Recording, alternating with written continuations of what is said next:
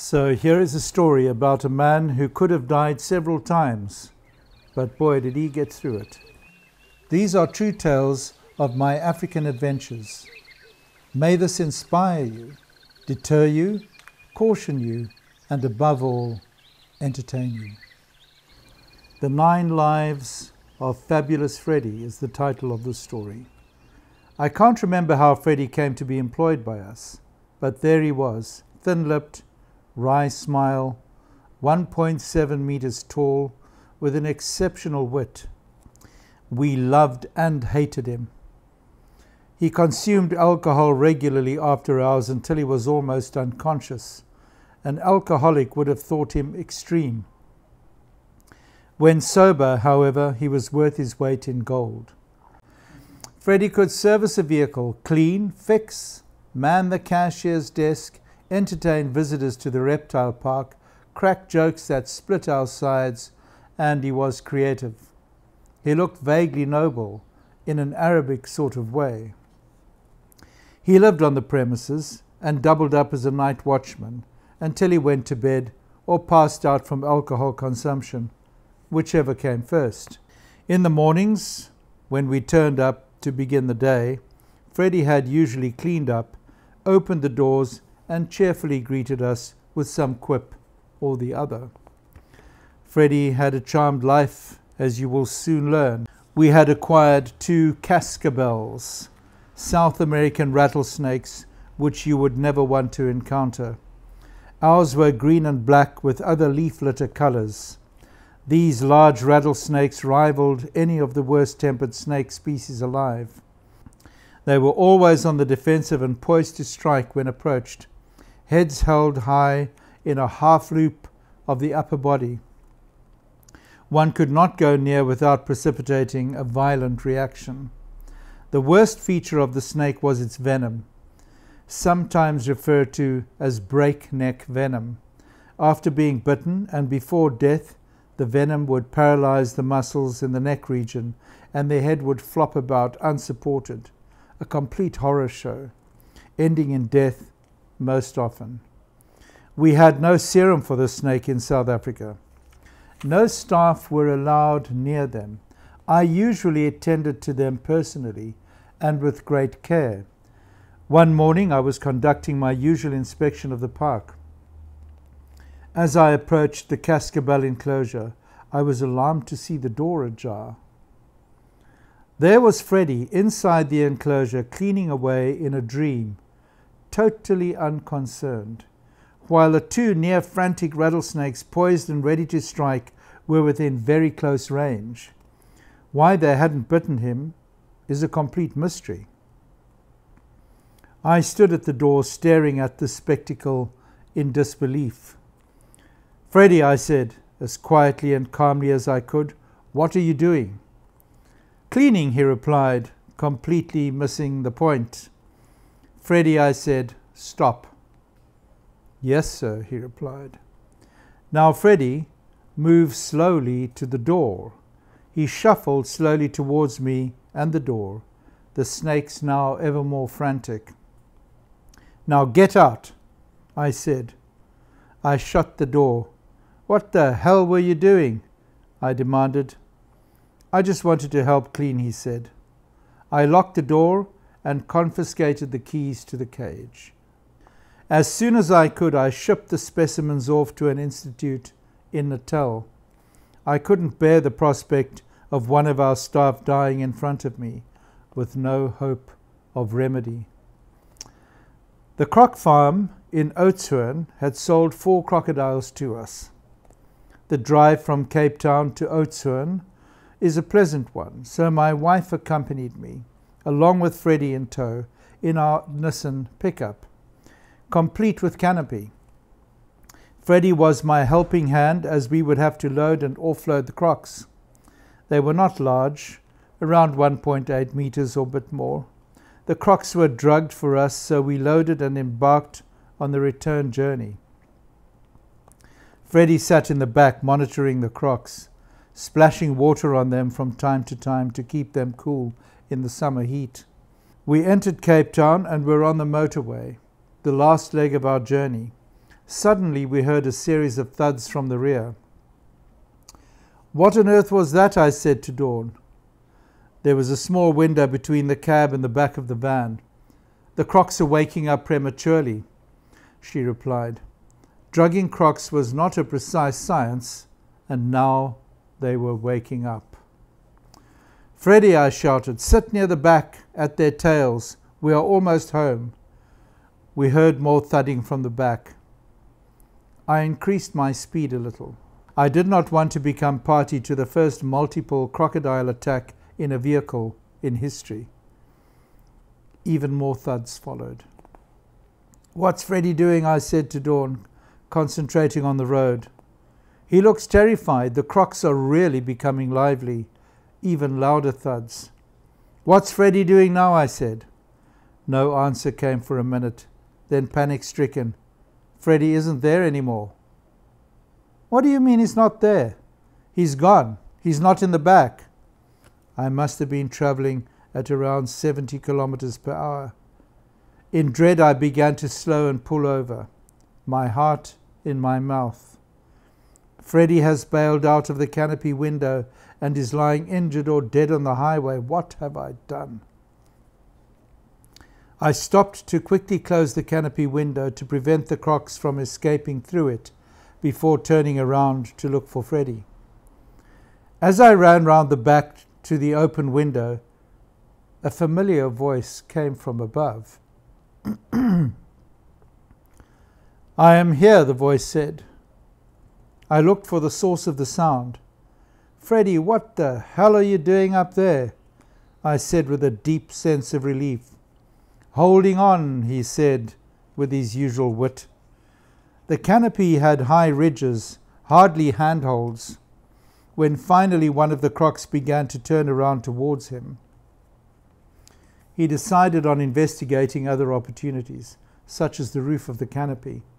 The last thuds we heard weren't the crocs, but Freddie making good his escape. We all laughed out loud, with relief, I guess. It was another routine day at the park.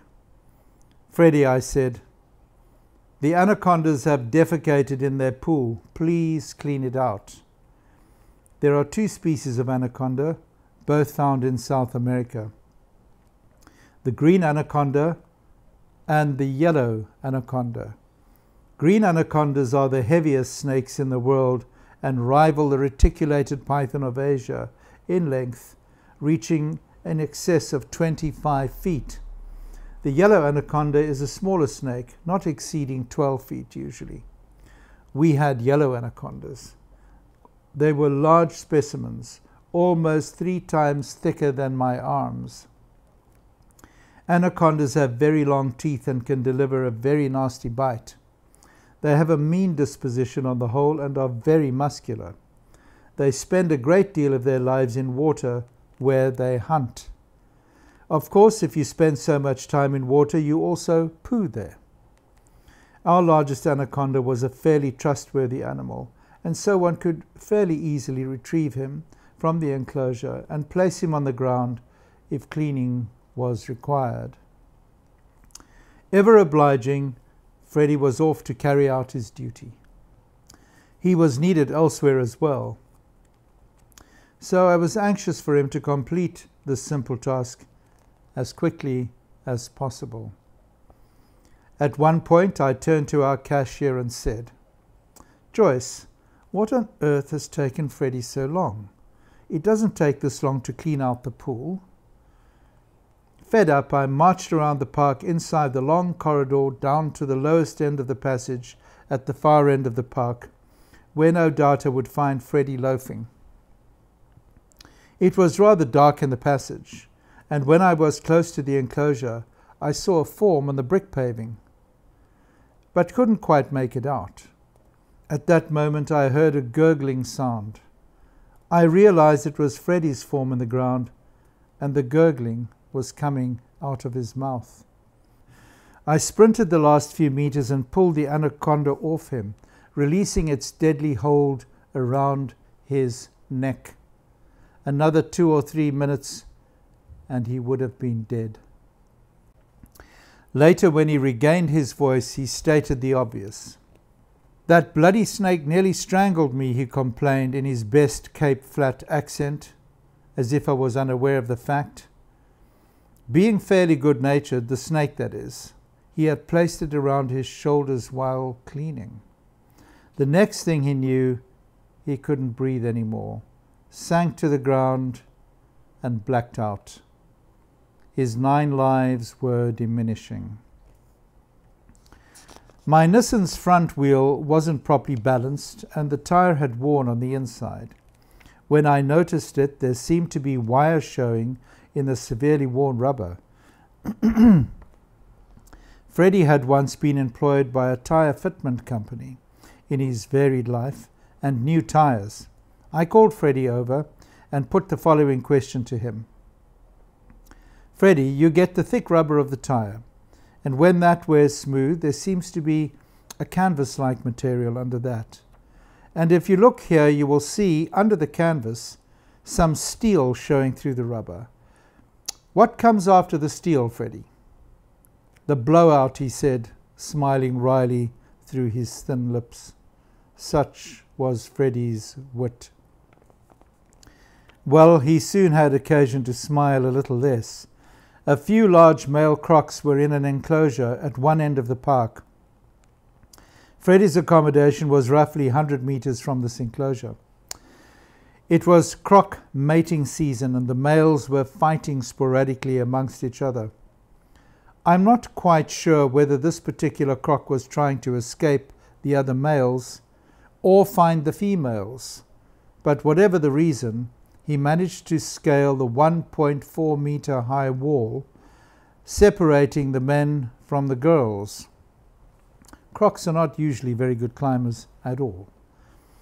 Once over the wall, he started wandering about the park, perhaps looking for his date for the evening. Freddie, meanwhile, had managed to consume enough alcohol to kill a camel and was semi-conscious on his bed. I should mention it was a homemade bed, 300 to 400 millimeters above the floor. In the heat of the summer, he had chosen to sleep with the door open, and why not? There were no dangerous animals to pose a threat. I was asleep at home, whilst the most bizarre of events was busy being played out on the Cape Flats. Conradie Hospital is a well-known hospital, a sort of a landmark. On weekends, I am led to believe, the emergency room is like a war zone. Rape victims, stabbing victims, gunshot victims, blunt trauma to the head victims being admitted at a pace. Gangsters pursuing their gravely injured victims into the hospital to finish the job. A place to be avoided by the faint-hearted. A friend of ours, Dr. Naomi Noor, was chief here, a tough emergency doctor. She was able to take control of this emergency ward for years, facing this never-ending onslaught of violence perpetrated by man against his fellow man. One can only stand in awe of such dedicated medical professionals. Freddie was now in a deep, drunken slumber. Our amorous croc didn't have the exact address of his Juliet, so was wandering about the passages in the park, hoping to end his night in reptilian passion.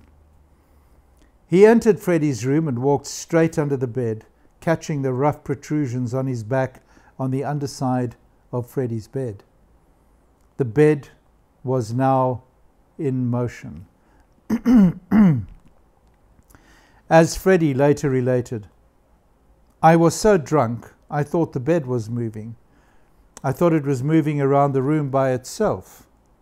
He opened his eyes, hoping to blink away the nausea and illusion of the moving bed, when he noticed that the bed had indeed changed position. Puzzled, he peered over the edge of his bed and saw 2 large grey feet. I must be really drunk, he thought. Through his alcohol-stained mind, he also noticed a long, dark tail protruding from the far end of the bed, curved slightly to within his vision. "A crocodile," he blurted to himself, now panic-stricken, and sat bolt upright. Escape was essential, so he stood up and jumped out of the bed, almost on top of the croc's head. The croc, in no mood for competition on his special night out, swiped at Freddie's legs with its ample head. Freddie was upended and landed back on the ground, where the crocodile seized his wrist and hand and gave him a most grievous bite before releasing him. The bite had severed blood vessels in his arm, and now he was bleeding out. He staggered to the office and telephoned the emergency number at Conradi Hospital. We had this number there, obviously, in the event of such emergencies. A young doctor answered the phone and inquired as to the nature of the emergency. "I have been bitten by a crocodile and I'm bleeding badly," came a slurred answer. The doctor apparently turned to all within earshot and said, "Now I have heard everything. This drunk has been attacked by a crocodile in Cape Town." He would probably have put the receiver down except for an act of divine intervention. Dr. Knorr was one of the people who heard the doctor's comment. She walked over to him and said immediately, "Ask him who he works for." "Mr. Frederick at the snake park," he answered. "Send an ambulance immediately," she commanded. He was in a bad way, but the fine team of doctors at Conradi Hospital patched him up well. They returned him before dawn, as there were no beds available in the hospital. We are still not sure if Freddie contacted the newspapers, or if someone in the hospital alerted a night reporter. But whatever the case, Freddie had been photographed shortly after sunrise, posing with his bandaged arm in a sling at the entrance to the snake park, his usual wry smile all over his face. The newspaper printed the fantastic story of his escapades during the evening and his brush with death. He hadn't gone back to bed, mainly because the croc was still in his room. That morning, I intended to sleep in a bit. Later, I drove to the local store to pick up some provisions. I walked past the newspaper stand and found myself staring at Freddie on the front page of the local newspaper. Well, Freddie moved on to a new job sometime later. I can't say I blame him, but wherever he is, he was a real star.